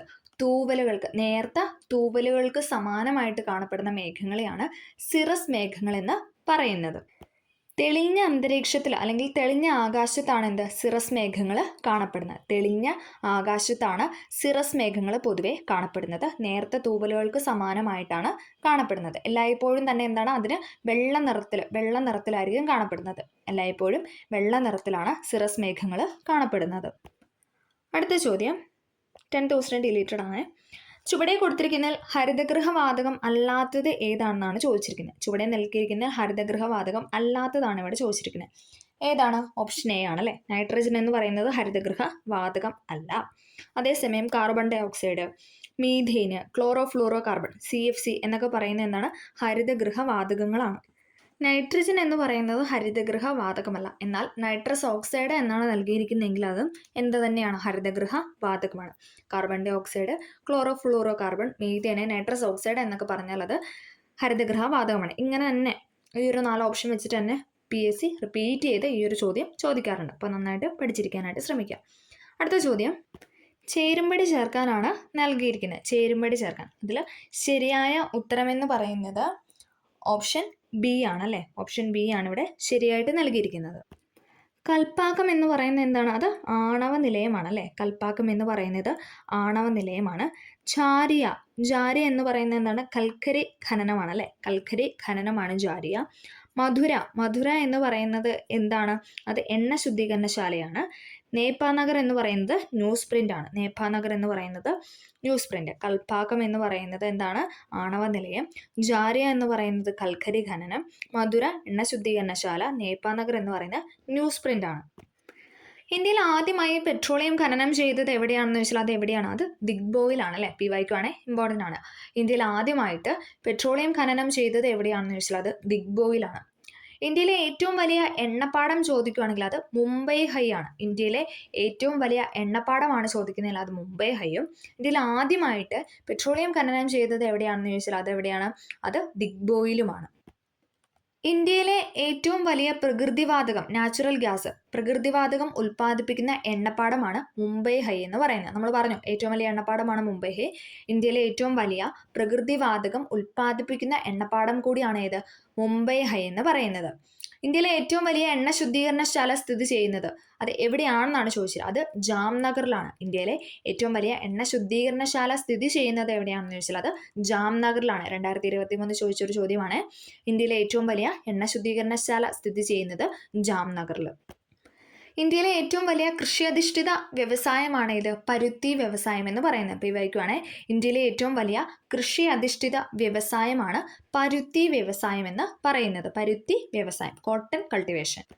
ഇതേപോലെ ചേരുംപടി ചേർക്കാനായിട്ട് ചോദിക്കുന്ന മറ്റൊരു ചോദ്യമാണ് ഇരുമ്പുരുക്ക് ശാലകൾ തന്നില്ല. അതായത് ഭിലായി, റൂർക്കേല, ദുർഗാപൂർ, ബൊക്കാറോ അതെപ്പോഴും തന്നിട്ട് അത് ഏത് സ്റ്റേറ്റിലാണ് അല്ലെങ്കിൽ സഹായിച്ച രാജ്യം, അത് നിർമ്മിക്കാനായിട്ട് സഹായിച്ച രാജ്യം ഏതാണെന്നൊക്കെ ചോദിക്കാറുണ്ട്. അപ്പം നമുക്ക് അതും കൂടെ ഒന്ന് പറഞ്ഞു പോവാം. ഇരുമ്പുരുക്ക് ശാലയാണ് നമ്മൾ പറയുന്നത്. ഭിലായി സ്റ്റീൽ പ്ലാന്റ് അതെവിടെയാണ് സ്ഥിതി ചെയ്യുന്നത്? ഛത്തീസ്ഗഡിലാണ് അല്ലേ. ഭിലായി ഛത്തീസ്ഗഡിലാണ്. സഹായിച്ച രാജ്യം ചോദിക്കുകയാണെങ്കിൽ അത് റഷ്യയാണ്. ഭിലായി സ്റ്റീൽ പ്ലാന്റ് സ്ഥിതി ചെയ്യുന്നത് ഏത് സ്റ്റേറ്റിലാണെന്ന് ചോദിച്ചാൽ അത് ഛത്തീസ്ഗഡിലും, സഹായിച്ച രാജ്യമാണെങ്കിൽ അത് റഷ്യയിലുമാണ്. റഷ്യ. ഇനി റൂർക്കേല സ്റ്റീൽ പ്ലാന്റ് ആണെങ്കിലോ അത് ഏത് സ്റ്റേറ്റിലാണെന്ന് വെച്ചാൽ അത് ഒഡീഷയിലാണ്. സഹായിച്ച രാജ്യം ജർമ്മനിയാണ്. റൂർക്കേല സ്റ്റീൽ പ്ലാന്റിനെ സഹായിച്ചത് ജർമ്മനിയാണ്. സ്ഥിതി ചെയ്യുന്നത് ഒഡീഷയിലാണ്. ദുർഗാപൂർ സ്റ്റീൽ പ്ലാന്റ് സ്ഥിതി ചെയ്യുന്നത് പശ്ചിമ ബംഗാളിലാണ്. വെസ്റ്റ് ബംഗാളിലാണ് ദുർഗാപൂർ സ്റ്റീൽ പ്ലാന്റ് സ്ഥിതി ചെയ്യുന്നത്. സഹായിച്ച രാജ്യം ചോദിക്കുകയാണെങ്കിൽ അത് ബ്രിട്ടനാണ് സഹായം നൽകിയത്. ഇനി ബൊക്കാറോ എവിടെയാണെന്ന് ചോദിച്ചാലോ അത് ജാർഖണ്ഡിലാണ്. സഹായിച്ചത് റഷ്യ തന്നെയാണ്. അപ്പോൾ നമ്മൾ ആദ്യം ഒരു റഷ്യ പറഞ്ഞായിരുന്നു അല്ലേ. ഭിലായ് സ്റ്റീൽ പ്ലാന്റ് വേണ്ടിയിട്ട് സഹായിച്ച രാജ്യം ചോദിക്കുകയാണെങ്കിൽ റഷ്യ. അതേപോലെ തന്നെ ബൊക്കാറോ ആണെങ്കിലും റഷ്യ. റൂർക്കേല ആരാണ്? ജർമ്മനിയാണ്. ദുർഗാപൂർ ബ്രിട്ടനാണ്. നമുക്കൊന്നും കൂടെ പറയാം. Bhilai steel plant Chhattisgarh, Russia. Rourkela steel plant ഒഡീഷയിലാണ് സ്ഥിതി ചെയ്യുന്നത്, ജർമ്മനിയുടെ സഹായത്താൽ. ദുർഗാപൂർ സ്റ്റീൽ പ്ലാന്റ് ആണെങ്കിൽ വെസ്റ്റ് ബംഗാളിലാണ് സ്ഥിതി ചെയ്യുന്നത്, ബ്രിട്ടന്റെ സഹായത്താൽ. ബൊക്കാറോ സ്റ്റീൽ പ്ലാന്റ് ജാർഖണ്ഡിലാണ് സ്ഥിതി ചെയ്യുന്നത്. സഹായിച്ച രാജ്യം എന്ന് പറയുന്നത് റഷ്യയാണ്, റഷ്യ. അടുത്ത ചോദ്യം, താഴെ പറയുന്ന പ്രസ്താവനകളിൽ ശരിയായത് ഏതാണെന്നാണ് ചോദിച്ചിരിക്കുന്നത്. ശരിയായ പ്രസ്താവനയാണ് ചോദിച്ചിരിക്കുന്നത്. ഇതിൽ ശരിയായിട്ടുള്ളത് പ്രസ്താവന 1ഉം 3ഉമാണ്. ഓപ്ഷൻ എ ആണ് ഇവിടെ ശരിയായിട്ട് നൽകിയിരിക്കുന്നത്. കോർപ്പറേറ്റ് നികുതി, വ്യക്തിഗത ആദായ നികുതി എന്നിവ കേന്ദ്ര സർക്കാർ ചുമത്തുന്നതാണ്. നമ്മൾ നികുതിയെ പറ്റിയാണല്ലേ പറയുന്നത്. കോർപ്പറേറ്റ് നികുതി, വ്യക്തിഗത ആദായ നികുതി എന്നിവ കേന്ദ്ര സർക്കാരാണ് ചുമത്തുന്നത്. കോർപ്പറേറ്റ് നികുതി, യൂണിയൻ എക്സൈസ് ഡ്യൂട്ടി എന്നിവ കേന്ദ്ര സർക്കാർ ചുമത്തുന്നതാണ്. അതും ശരിയാണ് അല്ലേ. കോർപ്പറേറ്റ് നികുതി, യൂണിയൻ എക്സൈസ് ഡ്യൂട്ടി എന്നൊക്കെ പറയുന്നത് കേന്ദ്ര സർക്കാർ ചുമത്തുന്നതാണ്. അതോടൊപ്പം എന്താണ്, വ്യക്തിഗത ആദായ നികുതിയും എന്ത് തന്നെയാണ്, കേന്ദ്ര സർക്കാർ ചുമത്തുന്നതാണ്. ഇനി അതേസമയം വസ്തുനികുതി, സ്റ്റാമ്പ് ഡ്യൂട്ടി എന്നിവ കേന്ദ്ര സർക്കാരാണോ? തെറ്റാണല്ലേ. അത് സംസ്ഥാന സർക്കാർ ചുമത്തുന്നതാണ് അല്ലേ. വസ്തുനികുതി, സ്റ്റാമ്പ് ഡ്യൂട്ടി എന്നിവ ചുമത്തുന്ന ആരാണെന്ന് വെച്ചാൽ അത് സംസ്ഥാന സർക്കാരാണ്, സ്റ്റേറ്റ് ഗവൺമെന്റ് ആണ്. കോർപ്പറേറ്റ് നികുതി, വ്യക്തിഗത ആദായ നികുതി, യൂണിയൻ എക്സൈസ് ഡ്യൂട്ടി എന്നൊക്കെ പറയുന്ന കേന്ദ്ര ഗവൺമെന്റ്, സെൻട്രൽ ഗവൺമെന്റ് ചുമത്തുന്ന നികുതിയാണ്. അതേസമയം വസ്തുനികുതി, സ്റ്റാമ്പ് ഡ്യൂട്ടി എന്നൊക്കെ പറയുന്ന സ്റ്റേറ്റ് ഗവൺമെന്റ് ചുമത്തുന്ന നികുതികളാണ്. അടുത്ത ചോദ്യം, കോർണോപോളിസ് എന്ന് വിശേഷിപ്പിക്കുന്ന ഇന്ത്യയിലെ നഗരം ഏതാണ്? ഓപ്ഷൻ ബി മുംബൈ ആണല്ലേ. മുംബൈ ആണ് കോർണോപോളിസ് എന്ന് വിശേഷിപ്പിക്കുന്ന ഇന്ത്യയിലെ നഗരം എന്ന് പറയുന്നത്. എപ്പോഴും PSC ചോദിക്കുന്ന ചോദ്യമാണ് അല്ലേ. ഇന്ത്യയിലെ ഏറ്റവും വലിയ പരുത്തി ഉൽപാദന കേന്ദ്രമാണ് ഇത്, മുംബൈ എന്ന് പറയുന്നത്. ഇന്ത്യയിലെ ഏറ്റവും വലിയ പരുത്തി ഉൽപാദന കേന്ദ്രമാണ് മുംബൈ. യൂണിവേഴ്സൽ ഫൈബർ എന്നറിയപ്പെടുന്ന വിളയാണ് ഏത്? പരുത്തി എന്ന് പറയുന്നത്. യൂണിവേഴ്സൽ ഫൈബർ എന്ന് പറയുന്ന വിളയാണ് പരുത്തി എന്ന് പറയുന്നത്. ഇന്ത്യയിൽ കൃഷി ചെയ്യുന്ന പ്രധാന നാരുവിളയാണ് പരുത്തി. ഇന്ത്യയിൽ കൃഷി ചെയ്യുന്ന ഒരു പ്രധാന നാരുവിളയാണ് ഇത്, പരുത്തി എന്ന് പറയുന്നത്. ഇന്ത്യയിലെ ഏറ്റവും വലിയ കൃഷി അധിഷ്ഠിത വ്യവസായമാണ് പരുത്തി തുണി വ്യവസായം എന്ന് നമ്മൾ പറഞ്ഞായിരുന്നു അല്ലേ. ഇന്ത്യയിലെ ഏറ്റവും വലിയ കൃഷി അധിഷ്ഠിത വ്യവസായം ചോദിക്കണമെങ്കിൽ അത് പരുത്തിത്തുണി വ്യവസായമാണ്. പരുത്തിത്തുണി വ്യവസായമാണ്. ഇനി മറ്റൊരു ചോദ്യം എപ്പോഴും ചോദിക്കുന്നതാണ്, പരുത്തി കൃഷിക്ക് ഏറ്റവും അനുയോജ്യമായ മണ്ണ് അതേതാണ്? ബ്ലാക്ക് സോയിൽ അല്ലേ, കറുത്ത മണ്ണ്, കറുത്ത പരുത്തി മണ്ണ് എന്നൊക്കെ പറയാറുണ്ട് അല്ലേ. പരുത്തി കൃഷിക്ക് ഏറ്റവും അനുയോജ്യമായ മണ്ണ് ചോദിക്കുകയാണെങ്കിൽ അത് കറുത്ത മണ്ണാണ്, ബ്ലാക്ക് സോയിലാണ് പരുത്തി കൃഷിക്ക് ഏറ്റവും അനുയോജ്യമായ മണ്ണെന്ന് പറയുന്നത്. ഏറ്റവും കൂടുതൽ പരുത്തി ഉൽപ്പാദിപ്പിക്കുന്ന സ്റ്റേറ്റ് ചോദിക്കുകയാണെങ്കിൽ അത് ഗുജറാത്താണ്. ഏറ്റവും കൂടുതൽ പരുത്തി ഉൽപ്പാദിപ്പിക്കുന്ന സ്റ്റേറ്റ് ആണെങ്കിൽ അത് ഗുജറാത്താണ്. ഏറ്റവും കൂടുതൽ പരുത്തി ഉൽപ്പാദിപ്പിക്കുന്ന രണ്ടാമത്തെ സ്റ്റേറ്റ് ആണ് മഹാരാഷ്ട്ര എന്ന് പറയുന്നത്. PYQ ആണ്. ഏറ്റവും കൂടുതൽ പരുത്തി ഉൽപ്പാദിപ്പിക്കുന്ന രണ്ടാമത്തെ സ്റ്റേറ്റ് അങ്ങനെ തന്നെ ചോദിച്ചിട്ടുണ്ട്. ഏതാണ്? അത് മഹാരാഷ്ട്രയാണ്. ഇനി ഏറ്റവും കൂടുതലാണെങ്കിൽ അത് ഗുജറാത്തിലാണ്. അപ്പോൾ ഗുജറാത്ത്, ദെൻ മഹാരാഷ്ട്ര. ഇന്ത്യയുടെ പരുത്തി തുറമുഖം എന്നറിയപ്പെടുന്ന നമ്മൾ പറഞ്ഞല്ലേ മുംബൈ ആണല്ലേ. ഇന്ത്യയുടെ പരുത്തി തുറമുഖം എന്നറിയപ്പെടുന്ന മുംബൈ ആണ്. ഏറ്റവും വലിയ പരുത്തി ഉൽപ്പാദന കേന്ദ്രം കൂടിയാണ് ഇത് മുംബൈ എന്ന് പറയുന്നത്. അതുകൊണ്ടാണ് കോർണോപോളിസ് എന്ന് അറിയപ്പെടുന്നത് അല്ലെ. മുംബൈനെ കോർണോപോളിസ് എന്നറിയപ്പെടുന്ന ഇന്ത്യൻ നഗരമാണ് മുംബൈ എന്ന് പറയുന്നത്. അടുത്ത ചോദ്യം, പുറംവാങ്ങൽ അഥവാ ഔട്ട്സോഴ്സിംഗ് താഴെ പറയുന്നതിൽ ഏതുമായിട്ട് ബന്ധപ്പെട്ടിരിക്കുന്നു എന്ന് ചോദിച്ചിട്ടുണ്ട്. പുറംവാങ്ങൽ അഥവാ ഔട്ട്സോഴ്സിംഗ് താഴെ പറയുന്നതിൽ ഏതുമായിട്ട് ബന്ധപ്പെട്ടിരിക്കുന്നു? പ്രീവിയസിൽ റിപ്പീറ്റ് ചെയ്ത് ചോദിച്ച ഒരു ചോദ്യമാണ് എന്ന് പറഞ്ഞത്. ഉത്തരം എന്താണ്?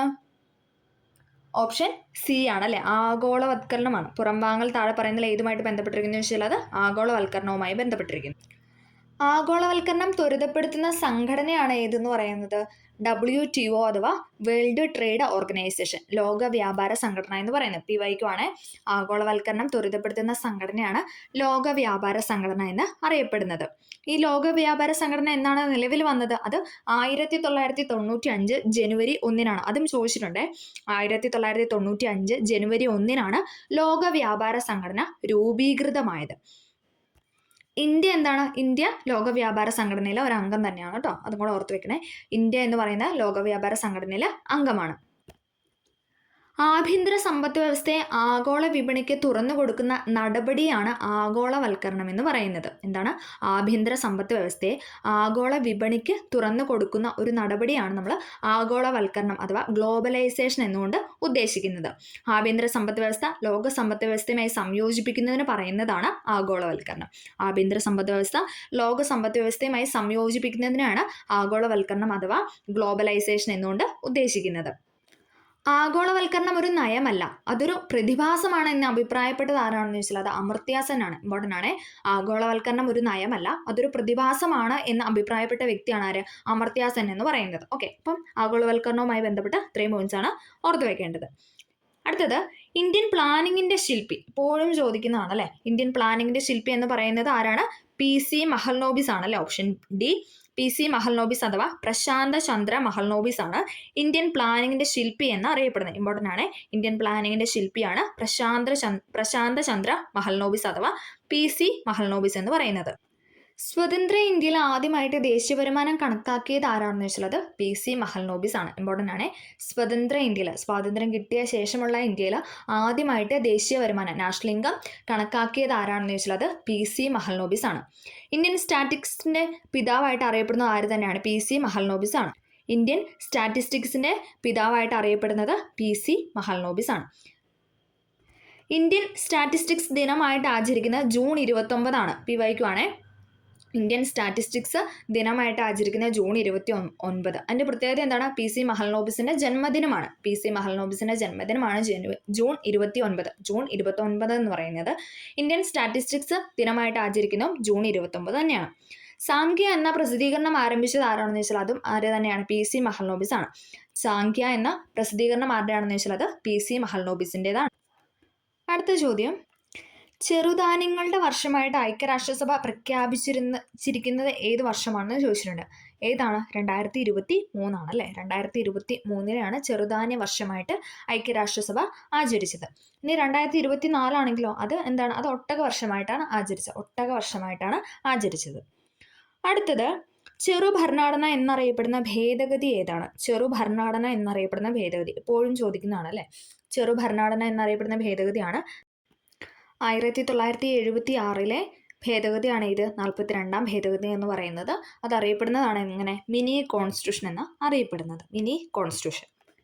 42ാം ഭരണഘടനാ ഭേദഗതി നിലവിൽ വന്ന വർഷം ചോദിക്കണമെങ്കിൽ അത് 1977 ജനുവരി 3 നമ്മൾ പറഞ്ഞു 76 ഈ ഭേദഗതി പറയുന്നത്. ഇനി അതേസമയം ആ ഭേദഗതി നിലവിൽ വന്ന വർഷമാണ് ചോദിക്കുന്നതെങ്കിൽ അത് തൊട്ടടുത്ത വർഷമായ 1977 ജനുവരി 3 42ാം ഭേദഗതി ശുപാർശ ചെയ്ത കമ്മിറ്റിയാണ് ഇത് സ്വരൺ സിംഗ് കമ്മിറ്റി എന്ന് പറയുന്നത്. PYQ. 42ാം ഭേദഗതി ശുപാർശ ചെയ്ത കമ്മിറ്റിയാണ് സ്വരൺ സിംഗ് കമ്മിറ്റി എന്ന് പറയുന്നത്. ഭരണഘടനയുടെ ആമുഖം ഭേദഗതി ചെയ്തത് ഏത് ഭേദഗതിയാണ്? 42ാം ഭേദഗതിയാണ് അല്ലേ. ഭരണഘടനയുടെ ആമുഖം ഒരേ ഒരു തവണയാണ് ഭേദഗതി ചെയ്തത്. അത് 1976 42ാം ഭരണഘടനാ ഭേദഗതി പ്രകാരമാണ്. ഭരണഘടനയുടെ ആമുഖത്തിൽ സ്ഥിതി സമത്വം, മതേതരത്വം, അഖണ്ഡത എന്നീ 3 വാക്കുകൾ കൂട്ടിച്ചേർത്തതും ഏത് ഭേദഗതിയിലൂടെയാണ്? 42ാം ഭേദഗതിയിലൂടെയാണ്. ഏതൊക്കെ വാക്കുകളാണ്? സ്ഥിതി സമത്വം, മതേതരത്വം, അഖണ്ഡത. ഇമ്പോർട്ടൻ്റ് ആണ്. സ്ഥിതി സമത്വം, മതേതരത്വം, അഖണ്ഡത എന്നീ 3 വാക്കുകൾ കൂട്ടിച്ചേർത്തത് ഭരണഘടനാ ഭേദഗതി ഏത് ഭേദഗതിയാണെന്ന് ചോദിച്ചാൽ അത് 42ാം ഭേദഗതിയാണ്. ഭരണഘടനയിൽ മൗലിക കടമകൾ കൂട്ടിച്ചേർത്ത ഭേദഗതിയും ഇത് തന്നെയാണ്. ഭരണഘടനയിൽ എന്താണ്? മൗലിക കടമകൾ കൂട്ടിച്ചേർത്തു. ഇനി മൗലിക കടമകൾ കൂട്ടിച്ചേർത്ത് ഭാഗം ചോദിക്കുകയാണെങ്കിലോ അത് പാർട്ട് 4A ഇമ്പോർട്ടൻ്റ് ആണ്. പാർട്ട് 4A മൗലിക കടമകൾ കൂട്ടിച്ചേർത്തത്. മൗലിക കടമകൾ കൂട്ടിച്ചേർത്ത ഭേദഗതിയാണ് ചോദിക്കുന്നത് അത് 76 42ാം ഭേദഗതിയാണ്. ഇനി ഏത് പാർട്ട് നമ്മൾ പറഞ്ഞു 4A ഏത് ആർട്ടിക്കിളിലാണെന്ന് ചോദിച്ചാൽ അത് 51A എന്ന ആർട്ടിക്കിളിലാണ് മൗലിക കടമകളെക്കുറിച്ച് പ്രതിപാദിക്കുന്നത്. പാർട്ടാണ് ചോദിക്കുന്നത് അത് 4A. ഇനി ഏത് ആർട്ടിക്കിളാണെന്നാണ് ചോദിക്കുന്നത് അത് 51A. അപ്പോൾ അത് രണ്ടും കൂട്ടിച്ചേർത്ത് ഏത് ഭേദഗതിയാണ്? 42ാം ഭേദഗതി. 42ാം ഭരണഘടനാ ഭേദഗതി പ്രകാരം കൂട്ടിച്ചേർത്ത മൗലിക കടമകളുടെ എണ്ണം എന്ന് പറയുന്നത് 10 എണ്ണമാണ്. നിലവിൽ എത്ര എണ്ണം ഉണ്ട്? നിലവിൽ 11 ഉണ്ട് അല്ലേ. 10 എണ്ണമായിരുന്നു 42ാം ഭരണഘടനാ ഭേദഗതി പ്രകാരം കൂട്ടിച്ചേർത്തത്. ലോക്സഭയുടെയും സംസ്ഥാന നിയമനിർമ്മാണ സഭകളുടെയും കാലാവധി 5 വർഷത്തിൽ നിന്ന് 6 വർഷമായിട്ട് ഉയർത്തിയ ഭേദഗതി. ആ ഒരു ഇതൊന്ന് ഓർത്തിരിക്കണം. 5 വർഷത്തിൽ നിന്ന് എന്താണ് 6 ഉയർത്തി. അത് ഏത് ഭേദഗതിയാണെന്ന് വെച്ചാൽ 42 നേരെ തിരിച്ച് 6 വർഷത്തിൽ നിന്ന് അത് 5 കുറച്ച് ഭേദഗതിയാണ് ചോദിക്കുന്നത്. തൊട്ടടുത്ത ഭേദഗതി 44ാം ഭരണഘടനാ ഭേദഗതി പ്രകാരമാണ്. അതും കൂടി ഒന്ന് ഓർത്തു വയ്ക്കുക. ഇന്ത്യയിൽ ഒരു ഭാഗത്ത് മാത്രമായിട്ട് അടിയന്തരാവസ്ഥ പ്രഖ്യാപിക്കാനുള്ള അധികാരം രാഷ്ട്രപതിക്ക് നൽകിയ ഭേദഗതി 42ാം ഭേദഗതിയാണ്. സംസ്ഥാനത്തെ അടിയന്തരാവസ്ഥയുടെ ഒറ്റത്തവണ കാലാവധി 6 മാസത്തിൽ നിന്ന് 1 വർഷമായിട്ട് ഉയർത്തിയ ഭേദഗതി ഇത് തന്നെയാണ് 42ാം ഭേദഗതിയാണ്. മന്ത്രിസഭയുടെ ഉപദേശം അനുസരിച്ച് മാത്രമേ രാഷ്ട്രപതിക്ക് പ്രവർത്തിക്കാൻ കഴിയൂ എന്ന വ്യവസ്ഥ ചെയ്ത ഭേദഗതിയും ഇത് തന്നെയാണ് 42ാം ഭേദഗതിയാണ്. സുപ്രീം കോടതിയുടെയും ഹൈക്കോടതികളുടെയും അധികാരം വെട്ടിക്കുറച്ച ഭേദഗതി ചോദിച്ചാലും 42ാം ഭരണഘടനാ ഭേദഗതിയാണ്. ഇമ്പോർട്ടൻ്റ് ആണ്. ഇന്ത്യയിൽ ഒരു ഭാഗത്ത് മാത്രമായിട്ട് അടിയന്തരാവസ്ഥ പ്രഖ്യാപിക്കാനുള്ള അധികാരം രാഷ്ട്രപതിക്ക് നൽകിയ ഭേദഗതി ചോദിക്കുകയാണെങ്കിൽ 42ാം ഭേദഗതിയാണ്. സംസ്ഥാനത്തെ അടിയന്തരാവസ്ഥയുടെ ഒറ്റത്തവണ കാലാവധി 6 മാസത്തിൽ നിന്ന് 1 വർഷമായിട്ട് ഉയർത്തി. അതേപോലെ തന്നെ മന്ത്രിസഭയുടെ ഉപദേശം അനുസരിച്ച് മാത്രമേ രാഷ്ട്രപതിക്ക് പ്രവർത്തിക്കാൻ കഴിയൂ എന്ന വ്യവസ്ഥ ചെയ്തു. സുപ്രീം കോടതിയും ഹൈക്കോടതികളുടെയും അധികാരം വെട്ടിക്കുറച്ചു. ഇതൊക്കെ ഏത് ഭേദഗതിയാണ്? ഇതൊക്കെ 1976 42ാം ഭരണഘടനാ ഭേദഗതി പ്രകാരമാണ്. 42ാം ഭരണഘടനാ ഭേദഗതിയിലൂടെ നിർദ്ദേശക തത്വങ്ങളിൽ കൂട്ടിച്ചേർത്ത ആർട്ടിക്കിളാണ് ഏതൊക്കെ? 39A, 43A, 48A എന്ന് പറയുന്നത്. 3A ചേർത്തിട്ടാണ് 39, 43, 48. 39A, 43A, 48A എന്ന് പറയുന്നത് 42ാം ഭരണഘടനാ ഭേദഗതിയിലൂടെ നിർദ്ദേശക തത്വങ്ങളിൽ കൂട്ടിച്ചേർത്ത ആർട്ടിക്കിളാണ്. നിർദ്ദേശക തത്വങ്ങളിൽ 42ാം ഭരണഘടനാ ഭേദഗതിയിലൂടെ ഭേദഗതി വരുത്തിയ പട്ടികയാണ് ഇത് 7ാം പട്ടിക എന്ന് പറയുന്നത്. 7ാം പട്ടിക. 42ാം ഭരണഘടനാ ഭേദഗതിയിലൂടെ ഭേദഗതി വരുത്തിയ പട്ടിക ചോദിക്കാനുള്ളത് 7ാം പട്ടികയാണ്. 7ാം പട്ടിക. 1976 42ാം ഭേദഗതി പ്രകാരം സംസ്ഥാന ലിസ്റ്റിൽ നിന്നും കൺകറന്റ് ലിസ്റ്റിലേക്ക് മാറ്റിയ വിഷയങ്ങളുടെ എണ്ണം എന്ന് പറയുന്നത് 5 എണ്ണമാണ്. ഇമ്പോർട്ടൻ്റ് ആണ്. സ്റ്റേറ്റ്മെൻ്റ് ആയിട്ട് ചോദിച്ചിട്ടുണ്ട്. 76 42ാം ഭരണഘടനാ ഭേദഗതി പ്രകാരം സംസ്ഥാന ലിസ്റ്റിൽ നിന്നും കൺകറന്റ് ലിസ്റ്റിലേക്ക് മാറ്റിയ വിഷയങ്ങളുടെ എണ്ണം എന്ന് പറയുന്നത് അത് 5 എണ്ണമാണ്. 5 ലിസ്റ്റാണ് മാറ്റിയത്. ഏതൊക്കെയാണ്? വിദ്യാഭ്യാസമുണ്ട്, വനമുണ്ട്, അളവുതൂക്ക സമ്പ്രദായം, വന്യജീവികളുടെയും പക്ഷികളുടെയും സംരക്ഷണം, സുപ്രീം കോടതിയും ഹൈക്കോടതിയും ഒഴികെയുള്ള മറ്റു കോടതികളിലെ ഭരണ സമ്പ്രദായം. അങ്ങനെ 5 കാര്യങ്ങളാണ് എന്തെന്ന് പറയുന്നത് സംസ്ഥാന ലിസ്റ്റിൽ നിന്നും കൺകറന്റ് ലിസ്റ്റിലോട്ട് മാറ്റിയത്. ഒന്നും കൂടെ പറയാം. വിദ്യാഭ്യാസം, വനം, അളവുതൂക്ക സമ്പ്രദായം, വന്യജീവികളുടെയും പക്ഷികളുടെയും സംരക്ഷണം, സുപ്രീം കോടതിയും ഹൈക്കോടതിയും ഒഴികെയുള്ള മറ്റു കോടതികളിലെ ഭരണ സമ്പ്രദായം എന്ന് പറയുന്നത്. അങ്ങനെ നമ്മൾ അത്യാവശ്യം PYക്കായിട്ട് ചോദിച്ച ചോദ്യങ്ങളും 42ാം ഭേദഗതി പ്രകാരം ഉൾപ്പെട്ടിട്ടുള്ള കുറച്ച് കാര്യങ്ങളൊക്കെ നമ്മൾ പറഞ്ഞിട്ടുണ്ട്. മിനി കോൺസ്റ്റിറ്റ്യൂഷൻ എന്നറിയപ്പെടുന്നു. സ്വर्ण സിംഗ് കമ്മിറ്റി ശുപാർശ ചെയ്ത കമ്മിറ്റിയാണ് ഏത് ഭേദഗതി? 42ാം ഭേദഗതി എന്ന് പറയുന്നത്. നിലവിൽ വന്നത് 1977 ജനുവരി 3-നാണ്. പിന്നെ ആ സമയത്ത് എന്താണ് പ്രധാനമന്ത്രി? എല്ലാവർക്കും അറിയാം അല്ലേ? ഇന്ദിരാഗാന്ധിയാണ് അല്ലേ? 76 പ്രധാനമന്ത്രി, ഇന്ത്യയുടെ പ്രധാനമന്ത്രി എന്ന് പറയുന്നത് ഇന്ദിരാഗാന്ധിയാണ്. അപ്പോൾ അത്രയും കാര്യങ്ങളൊന്ന് ഓർത്തു വയ്ക്കുക. അടുത്ത ചോദ്യം, പഞ്ചായത്ത് രാജിന് ഭരണഘടനാ അംഗീകാരം നൽകാൻ ശുപാർശ ചെയ്ത കമ്മിറ്റി ഏതാണ്? ഇമ്പോർട്ടൻ്റ് ആണ്. പഞ്ചായത്ത് രാജിന് ഭരണഘടനാ അംഗീകാരം നൽകാൻ ശുപാർശ ചെയ്ത കമ്മിറ്റിയാണ് ഇതെന്ന് പറയുന്നത്. Option C, PK Thungon committee എന്ന് പറയുന്നത്. പഞ്ചായത്ത് രാജിന് ഭരണഘടനാ അംഗീകാരം നൽകാൻ ശുപാർശ ചെയ്ത കമ്മിറ്റിയാണ് PK തുങ്കൻ കമ്മിറ്റി. അപ്പോൾ നമുക്ക് ഇമ്പോർട്ടൻ്റ് ആയ കമ്മിറ്റികളൊക്കെ ഒന്ന് പരിചയപ്പെടാം. ത്രിതല പഞ്ചായത്ത് രാജ് സംവിധാനം ഇന്ത്യയിൽ നിലവിൽ വരാൻ കാരണമായ കമ്മിറ്റിയാണ് ഇത് ബൽവന്ത് റായ് മേത്ത കമ്മിറ്റി എന്ന് പറയുന്നത്. PYക്കാണ്. ത്രിതല പഞ്ചായത്ത് രാജ് സംവിധാനം ഇന്ത്യയിൽ നിലവിൽ വരാൻ കാരണമായ കമ്മിറ്റിയാണ് ഇത് ബൽവന്ത് റായ് മേത്ത കമ്മിറ്റി എന്ന് പറയുന്നത്.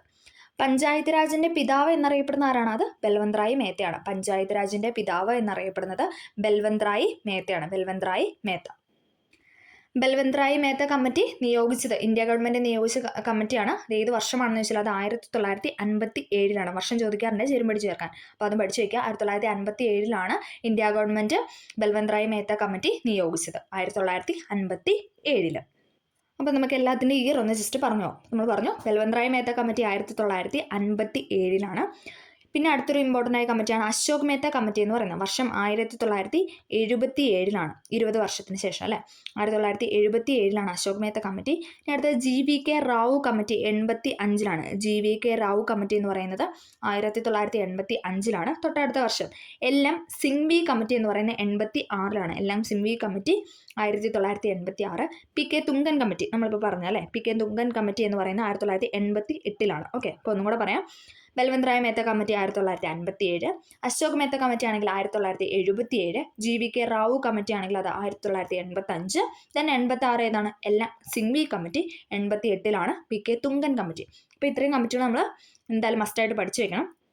അതിലെ വർഷങ്ങളും ഇമ്പോർട്ടൻ്റ് ആണ്. അപ്പം അതാണ് റിപ്പീറ്റ് ചെയ്ത് പറഞ്ഞത്. അപ്പോൾ അതും കൂടെ ഒന്ന് ഓർത്ത് വെക്കാനായിട്ട് ശ്രമിക്കാം. അശോക് മേത്ത കമ്മിറ്റിയിൽ അംഗമായിരുന്നൊരു മലയാളിയുണ്ട്. അതാരാണ്? EMS ആണ് അല്ലേ? അശോക് മേത്ത കമ്മിറ്റിയിൽ അംഗമായിരുന്ന മലയാളിയാണ് ആര്? EMS എന്ന് പറയുന്നത്. EMS.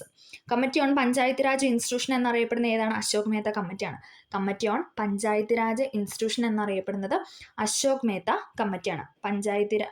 Committee on panchayat Raj institution എന്നറിയപ്പെടുന്നത് അശോക് മേത്ത കമ്മിറ്റി.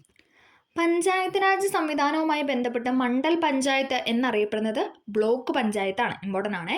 പഞ്ചായത്ത് രാജ് സംവിധാനവുമായി ബന്ധപ്പെട്ട് മണ്ഡൽ പഞ്ചായത്ത് എന്നറിയപ്പെടുന്നത് ബ്ലോക്ക് പഞ്ചായത്തിനെയാണ്. 73, 74 ഭേദഗതികളുമായി ബന്ധപ്പെട്ട് നമുക്കറിയാം അല്ലേ? 23ാം ഭേദഗതി ഏതാണ്?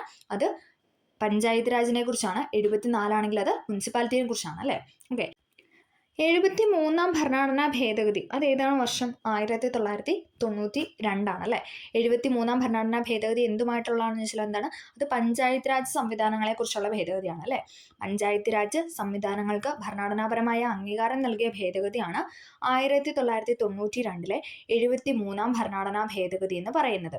ഇനി കൂട്ടിച്ചേർത്ത പട്ടികയാണ് ഇത് 11-ാം പട്ടിക എന്ന് പറയുന്നത്. കൂട്ടിച്ചേർത്ത പട്ടികയാണ് 11-ാം പട്ടിക എന്ന് പറയുന്നത്. ഇമ്പോർട്ടൻ്റ് ആണ്. 11-ാം പട്ടികയിലാണ് 73-ാം ഭരണഘടനാ ഭേദഗതി അതായത് പഞ്ചായത്ത് രാജിനെ കുറിച്ച് കൂട്ടിച്ചേർത്തത്. 73-ാം ഭരണഘടനാ ഭേദഗതി പ്രകാരം ഭരണഘടനയിൽ കൂട്ടിച്ചേർക്കപ്പെട്ട ഭാഗമാണ് ഇത് ഭാഗം 9 എന്ന് പറയുന്നത്. ഇമ്പോർട്ടൻ്റ് ആണ്. ഭാഗം 9. ഭാഗം 9 ഉൾപ്പെടുന്ന ആർട്ടിക്കിളാണ് 243 മുതൽ 243 O വരെ. 243 മുതൽ 243 O വരെയാണ് പാർട്ട് 9 അതായത് 73-ാം ഭരണഘടനാ ഭേദഗതി പ്രകാരം കൂട്ടിച്ചേർത്ത ഭാഗമായ പാർട്ട് 9 ഉൾപ്പെടുത്തിയിരിക്കുന്ന ആർട്ടിക്കിളുകൾ എന്ന് പറയുന്നത്. 11-ാം പട്ടികയിൽ ഉൾപ്പെട്ട വിഷയങ്ങളുടെ എണ്ണം ചോദിക്കുകയാണെങ്കിൽ അത് 29ആണ്.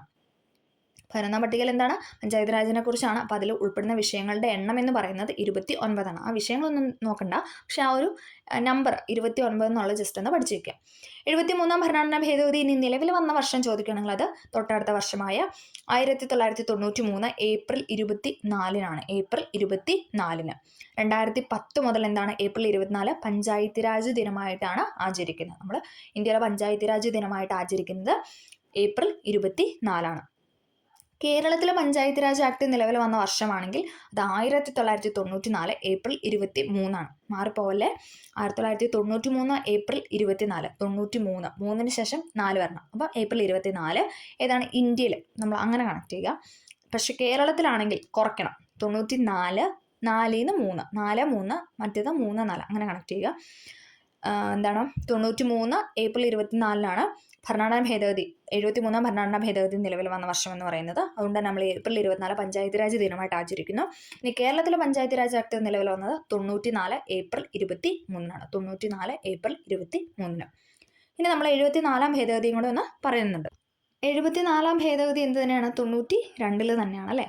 74-ാം ഭരണഘടനാ ഭേദഗതിയും 92-ൽ തന്നെയാണ്. നഗരപാലിക സംവിധാനങ്ങൾക്ക് ഭരണഘടനാപരമായ അംഗീകാരം നൽകിയ ഭേദഗതിയാണ് ഇത് 92-ലെ 74-ാം ഭേദഗതി എന്ന് പറയുന്നത്. നഗരപാലിക സംവിധാനങ്ങൾക്ക് ഭരണഘടനാപരമായ അംഗീകാരം നൽകിയ ഭേദഗതിയാണ് 92-ലെ 74-ാം ഭേദഗതി എന്ന് പറയുന്നത്. 74-ാം ഭേദഗതിയും കൂടെ നമുക്കൊന്ന് നോക്കാം. 74-ാം ഭരണഘടനാ ഭേദഗതിയിലൂടെ കൂട്ടിച്ചേർക്കപ്പെട്ട ഭാഗം ചോദിക്കുകയാണെങ്കിലോ അത് 9A ആണ്. അപ്പോൾ 9-ൽ എന്തായിരുന്നു? അത് 73-ാം ഭേദഗതി ആയിരുന്നു അല്ലേ. 73-ാം ഭരണഘടനാ ഭേദഗതി പ്രകാരം കൂട്ടിച്ചേർത്താണെങ്കിൽ അത് ഭാഗം 9ആണ്. 74-ാം ഭരണഘടനാ ഭേദഗതിയിലൂടെ കൂട്ടിച്ചേർക്കപ്പെട്ട ഭാഗമാണ് 9A എന്ന് പറയുന്നത്. ഭാഗം 9Aയിൽ ഉൾപ്പെടുന്ന അനുച്ഛേദങ്ങളാണ് ഇത് 243P മുതൽ 243Z G വരെ. 243P മുതൽ 243Z G വരെയാണ് എന്ത് 74-ാം ഭരണഘടനാ ഭേദഗതി പ്രകാരം കൂട്ടിച്ചേർത്തത്. അതായത് 9Aയിൽ കൂട്ടിച്ചേർക്കപ്പെട്ട ആർട്ടിക്കിൾ എന്ന് പറയുന്നത്. അതിന് മുന്നേ ഉള്ള 243 O വരെ എന്തായിരുന്നു? അത് 73-ാം ഭേദഗതി പ്രകാരം കൂട്ടിച്ചേർക്കപ്പെട്ട ഭാഗം 9-ൽ ഉൾപ്പെടുന്ന ആർട്ടിക്കിളുകളാണ്. 243 മുതൽ 243 O വരെ പാർട്ട് 9-ലാണ് പറയുന്നത്. ഇനി അതേസമയം 243P മുതൽ 243Z G വരെയാണെങ്കിൽ അത് 9Aയിലാണ് പറയുന്നത്. ഭരണഘടനയിലെ 12-ാം പട്ടിക കൂട്ടിച്ചേർത്ത ഭേദഗതിയാണ് ഏത്? 74-ാം ഭേദഗതി എന്ന് പറയുന്നത്. ഭരണഘടനയിൽ 12-ാം പട്ടിക കൂട്ടിച്ചേർക്കപ്പെട്ട ഭേദഗതിയാണ് ഇത് 74-ാം ഭേദഗതി എന്ന് പറയുന്നത്. 12-ാം പട്ടികയിൽ ഉൾപ്പെടുന്ന വിഷയങ്ങളുടെ എണ്ണം എത്രയാണ്? അത് 18ആണ്. നമ്മൾ 29-ൻ്റെ ഒരു കണക്ക് പറഞ്ഞായിരുന്നു. അതെവിടെയാണ്? അത് 73-ാം ഭേദഗതിയിലാണ്. 11-ാം പട്ടികയിൽ ഉൾപ്പെടുന്ന വിഷയങ്ങളുടെ എണ്ണമാണ് 29 എന്ന് പറയുന്നത്. 12-ാം പട്ടികയിൽ ഉൾപ്പെടുന്ന വിഷയങ്ങളുടെ എണ്ണമാണ് 18 എന്ന് പറയുന്നത്. അപ്പം നമുക്കിങ്ങനെ 29 18 എഴുതുമ്പോൾ ഒരു കണക്ഷൻ കിട്ടുന്നുണ്ട് അല്ലേ. 2 1 9 എന്താണ് 8 ആയി. ഓക്കെ, എല്ലാത്തിൽ നിന്നും 1 കുറഞ്ഞു. അപ്പോൾ അത് വെച്ചിട്ട് കണക്ട് ചെയ്യുക. 73-ാം ഭരണഘടനാ ഭേദഗതി പ്രകാരം 29, അതായത് 11-ാം പട്ടികയിൽ ഉൾപ്പെടുന്നത് 29ഉം 12-ാം പട്ടികയിൽ ഉൾപ്പെടുന്നത് 18 വിഷയങ്ങളുമാണ്. കേരള നഗരപാലിക നിയമം നിലവിൽ വന്നത് 1994 മെയ് 30-നാണ്. 1994 മെയ് 30-നാണ് കേരള നഗരപാലിക നിയമം നിലവിൽ വന്നത്. സംസ്ഥാന തെരഞ്ഞെടുപ്പ് കമ്മീഷൻ നിലവിൽ വരാൻ കാരണമായ ഭേദഗതി കൂടിയാണ് ഇത് 74-ാം ഭേദഗതി എന്ന് പറയുന്നത്. സംസ്ഥാന തിരഞ്ഞെടുപ്പ് കമ്മീഷൻ നിലവിൽ വരാൻ കാരണമായ ഭേദഗതിയാണ് ഇത് 74-ാം ഭേദഗതി. വർഷം ചോദിച്ചാൽ അത് 1992. 73ഉം 74-ാം ഭേദഗതി സെയിം ഇയറിലാണ്. ഓക്കെ, 92-ൽ തന്നെ. 73-74 ഭരണഘടനാ ഭേദഗതികൾ നിലവിൽ വരുന്നത് നമ്മൾ പറഞ്ഞു 93-ലാണെന്ന് പറഞ്ഞല്ലേ. അപ്പം നിലവിൽ വരുമ്പോൾ ഇന്ത്യയുടെ പ്രധാനമന്ത്രി ചോദിക്കണമെങ്കിൽ അത് നരസിംഹറാവു ആയിരുന്നു അല്ലേ. നരസിംഹറാവു ആയിരുന്നു 93 കാലഘട്ടത്തിൽ ഇന്ത്യയുടെ പ്രധാനമന്ത്രി എന്ന് പറയുന്നത്. രാഷ്ട്രപതി ചോദിക്കണമെങ്കിൽ അത് ശങ്കർദയാൽ ശർമ്മയാണ്. ശങ്കർദയാൽ ശർമ്മ.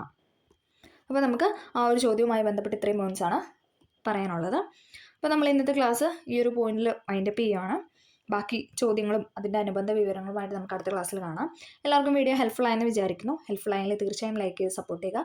അതോടൊപ്പം എന്ത് ഡൗട്ട് ഉണ്ടെങ്കിലും നിങ്ങൾക്ക് കമൻറ്റായിട്ട് രേഖപ്പെടുത്താവുന്നതാണ്. മാക്സിമം ക്ലാസ് പെട്ടെന്ന് അപ്ലോഡ് ചെയ്യാനായിട്ട് ശ്രമിക്കുന്നതുമാണ്. അപ്പോൾ ഓക്കെ, താങ്ക്